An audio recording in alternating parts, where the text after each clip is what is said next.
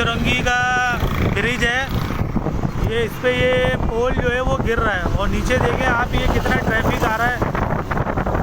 ये अल्लाह ना करे अगर किसी पे गिर गया ऊपर से तो कितने लोगों की जान जो है वो जा सकती है। इससे ज़्यादा इस वीडियो को ज़्यादा से ज़्यादा शेयर करें ताकि ये के इलेक्ट्रिक और टाउन इंतज़ामिया हरकत में आए और इस पोल को जो है वो सही करें।